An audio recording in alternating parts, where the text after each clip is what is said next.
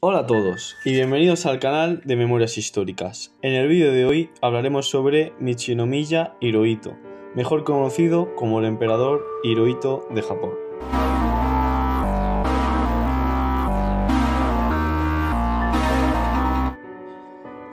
Nacido un 29 de abril de 1901 en la ciudad de Tokio, en el palacio de Aoyama, hijo del emperador Taisho Tenno de Japón, tuvo una infancia bastante estricta, ya que como era tradición en la realeza japonesa, el príncipe debe ser criado apartado de sus padres y siendo educados por cargos ya designados anteriormente. Uno de los cargos precedentes designados de Hirohito logró marcarlo mucho. Logró marcarlo tanto que casi podemos concluir que se convertiría en su figura paterna. Estamos hablando del ya reconocido en Japón, el general Nogi Maresuke, un veterano militar ultraderechista. Cabe aclarar que el general Nogi Maresuke se suicidó tras la muerte del emperador Meiji, el primero de la dinastía. Se suicidó principalmente por devoción, y que fue reemplazado por el almirante Eiichiro Togo, héroe reconocido de la guerra ruso-japonesa. Hirohito, tras la muerte de su abuelo, el emperador Meiji, como ya hemos comentado, el primero de la dinastía, el 30 de julio de 1912 se convirtió en el príncipe heredero. Posteriormente ingresó en la escuela Gakushin desde 1908 a 1914 y después iría a un instituto especial desde 1914 a 1921. Según la información que he estado buscando, la Universidad Gakushin, que principalmente era una escuela primaria y secundaria, según estoy leyendo aquí, sigue activa, ¿vale? Y sería ahora mismo una universidad privada para gente adinerada. Después de toda su formación, se convirtió en el primer príncipe asiático en viajar al extranjero, cuando en 1921 visitó Europa.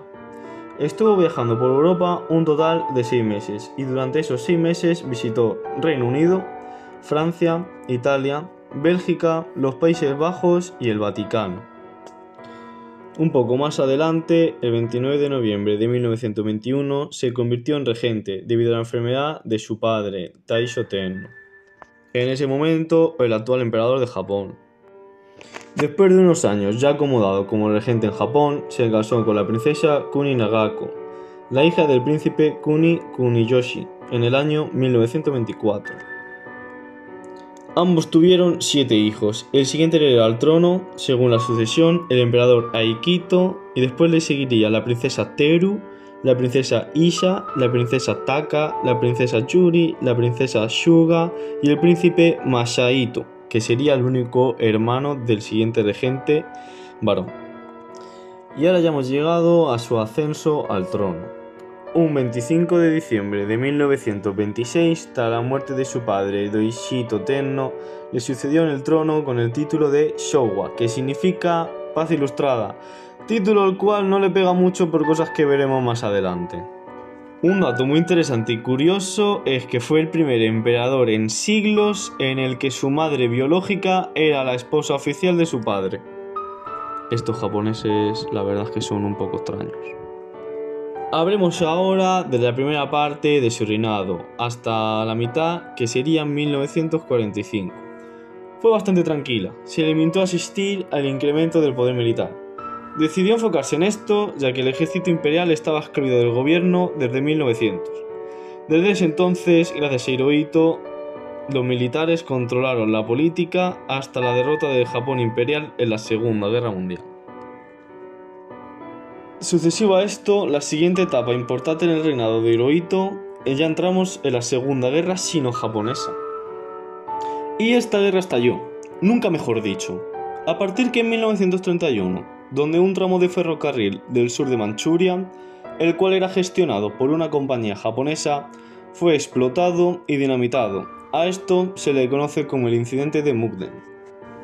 Y después de lo ocurrido, Japón, como si fuera el mismísimo Comecocos, ocupó territorios chinos y estableció gobiernos títeres, o virreinatos, como lo queréis decir, originando así la guerra entre las dos naciones, que ya sería una segunda guerra entre ambos.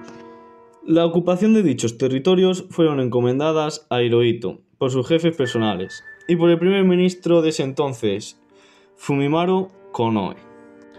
Hirohito no es que nunca se opuso a la invasión de los territorios chinos, sino que además le agradó la idea. Y a mi parecer fue una guerra totalmente aprovechada por Hirohito. En la guerra no dudó en permitir cosas inimaginables, crímenes de guerra como fusilar civiles, permitir violaciones y torturas. Todo esto con el fin de alimentar el deseo imperial de Hirohito. Uno de los crímenes de guerra cometidos aquí más a destacar es que usó el gas tóxico utilizado en la Primera Guerra Mundial, el cual ya estaba prohibido totalmente. Y aún así nunca les llegaron a sancionar ni ponerle ninguna penitencia por ello. Y ahora entramos en la siguiente etapa, el comienzo de la Segunda Guerra Mundial. En septiembre de 1939 dio a Japón una nueva oportunidad para extenderse por el suroeste asiático. Después de haber alcanzado varios acuerdos diplomáticos, en septiembre de 1940 Japón estableció una alianza tríptica con Alemania e Italia, el denominado Eje Roma-Berlín-Tokio. Hirohito no dudó ni por un segundo en meter a todo su país en la Segunda Guerra Mundial, aun sabiendo que tendría numerosas bajas, pero era más importante aumentar su ego y sus beneficios económicos e imperiales. La entrada a Japón más destacada en la Segunda Guerra Mundial fueron las ofensivas japonesas, de 1941 al 42. La Armada Imperial japonesa realizó un ataque sorpresa en Pearl Harbor, territorio de Hawái, el domingo 7 de diciembre de 1941.